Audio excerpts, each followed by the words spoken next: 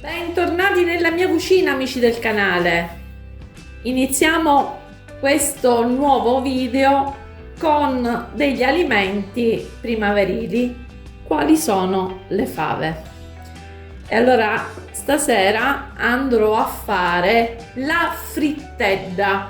Non so se ne avete sentito parlare, ma è un contorno o un antipasto siciliano che si fa con questi alimenti: i piselli, le fave e i carciofi. Però io la farò in una maniera, in una versione diversa dal solito. Io la farò dentro a un guscio di pane, a un'impanata. Per fare questa impanata di frittedda andremo ad usare 4 carciofi.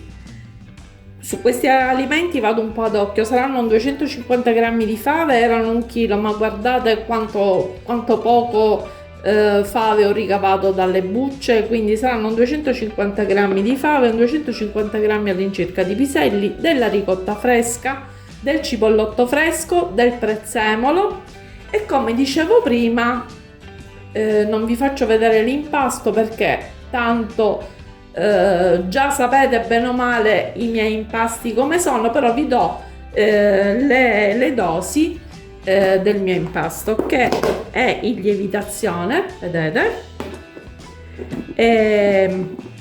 Quindi per fare questo impasto ci occorreranno 300 g di semola di grano duro rimacinato, 200 g di farina 00, 12 g di lievito di birra, 300 g di acqua a temperatura ambiente, 2 cucchiai di olio e 2 cucchiaini di sale e un cucchiaino di zucchero per favorire la lievitazione. Quindi adesso ci trasferiremo ai fornelli per far cuocere la frittedda, perché giustamente dentro alla mia schiacciata andrà messa cotta. Quindi ci vediamo dopo ai fornelli. Allora, ci siamo trasferiti ai fornelli, ho già messo abbondante olio nella mia pentola e vado a tagliarmi il mio cipollotto. Anche se lo tagliate in maniera più grossolana non fa niente, perché in cottura si scioglierà, insomma non si vedrà più. Adesso che abbiamo finito di tagliare il cipollotto, aspettiamo che si appassisca. Ho acceso il fornello, quindi lo facciamo appassire per bene. In pratica la frittedda non è altro che uno stufato di carciofi, piselli e fave, che veniva fatto anticamente e veniva servito come piatto unico.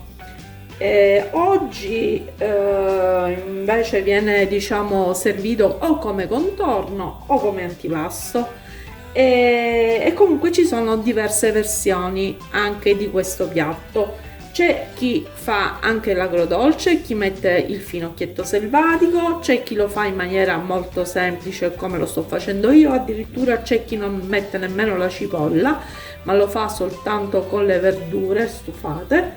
Quindi come per tutte le ricette siciliane e non, ci sono tante versioni. La mia versione, diciamo, è questa, diciamo, accompagnata, invece di essere scomposta, cioè di avere il pane a parte, mangiamo tutto insieme. La nostra cipolla si è appassita e iniziamo a mettere i nostri carciofi a fettine. Facciamo insaporire i carciofi e andiamo subito a versare le fave.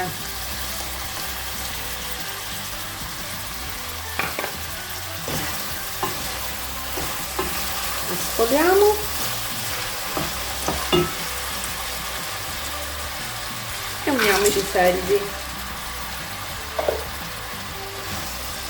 Lasciamo insaporire il tutto. Adesso ho aggiunto il prezzemolo tritato,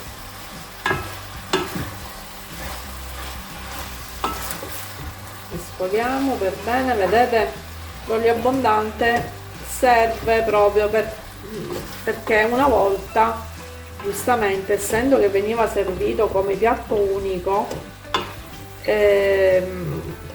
le persone andavano a zuppare il pane dentro l'intingolo per mangiarlo, e quindi serviva che la pietanza avesse dell'olio in abbondanza. Adesso andiamo a salare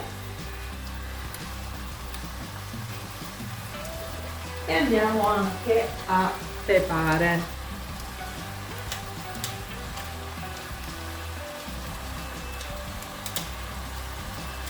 Non metteremo momentaneamente acqua perché la verdura stessa rilascia l'acquetta che è stata lavata, quindi rilascerà la sua acqua. Quindi andremo adesso a coprire il tutto con il coperchio, abbasseremo la fiamma e faremo stufare piano piano. Ci rivediamo quando la nostra frittedda è pronta. Ecco qua, la nostra frittedda è pronta, vedete? Adesso aspettiamo che si raffreddi un pochino e poi andiamo a spianare il nostro impasto lievitato e a riempirlo con la nostra frittedda e con fette di ricotta.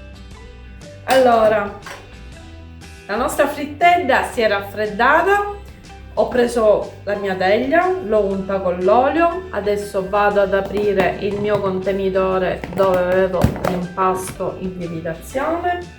Come potete vedere è ben lievitato.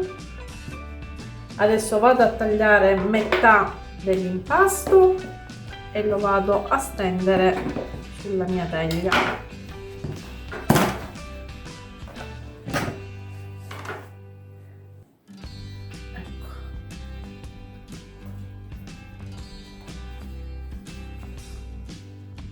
Dopo aver steso il mio impasto lo vado a riempire con la mia frittedda. Lo vado a spargere sopra l'impasto.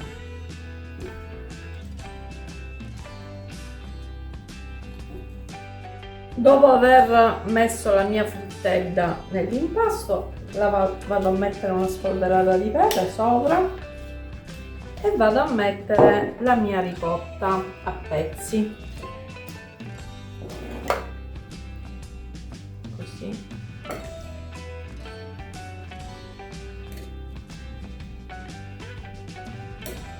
In questa maniera. Completato la mia schiacciata con la ricotta, adesso vado a fare il cappello che coprirà il tutto. Quindi adesso libero un po' il mio tavolo e vado ad allargarmi a stendere il mio impasto. Allora, dopo aver esteso l'impasto, lo andiamo a mettere sulla nostra impanata o schiacciata, come dir si voglia.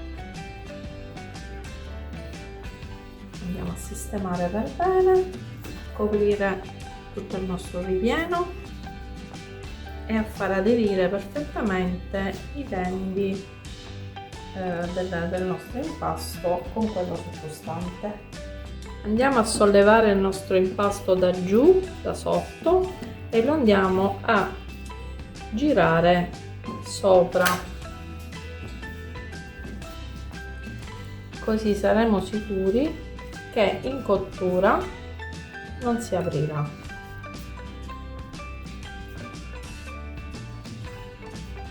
Ecco. Intanto ho acceso il mio forno, modalità statica a 250 gradi, e non appena finiremo andremo ad infornare. Ecco qui.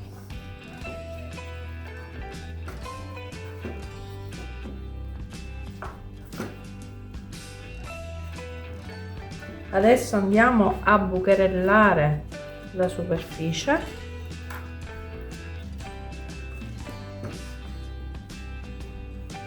Quindi avevo dimenticato di e girarlo.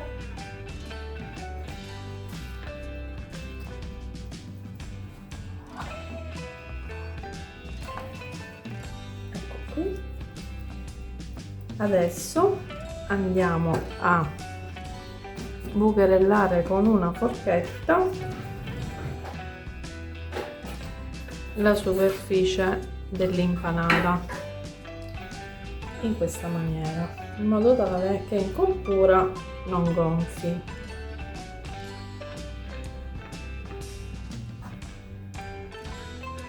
Anche il bordino andiamo un po' a livellare e andiamo a bagnare la nostra superficie con dell'olio.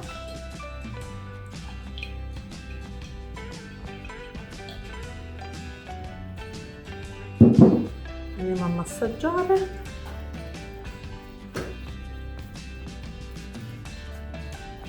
Ok. Adesso possiamo mettere in forno. Ci vediamo dopo. Ci vorranno un quarto d'ora, sicuramente 20 minuti. Tanto il ripieno ormai è cotto, diciamo, non deve cuocere nel forno, deve colorarsi giustamente e cuocere l'impasto. Ci vediamo dopo. Abbiamo appena uscito dal forno la nostra impanata, adesso la faremo raffreddare un pochino e poi la andremo a tagliare e ad assaggiare. Adesso andiamo a tagliare la nostra porzione da assaggiare. Abbiamo tagliato la nostra impanata e adesso la andremo anche ad assaggiare. Vi voglio un po' raccontare da dove ho imparato a fare questa impanata, questa ricetta.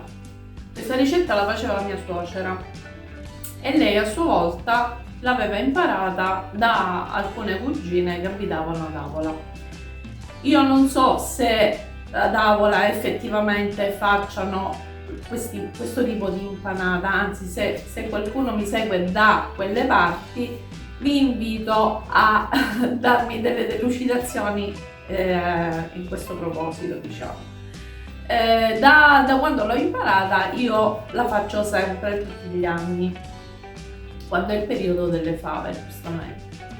Quindi adesso, dopo aver chiuso parentesi, diciamo, dopo avervi raccontato un po' la cronostoria di questo piatto, lo vado ad assaggiare come consuetudine. Ed è buonissimo, si mangia il pane e la frittella insieme, invece di fare due cose separate, tutto in un'unica volta. Vedete? È molto molto molto buona. Se volete potete anche fare un ripieno diverso, perché è molto versatile, si può mettere dentro quello che si vuole se non gradite questo tipo di ortaggi. Con questo concludo.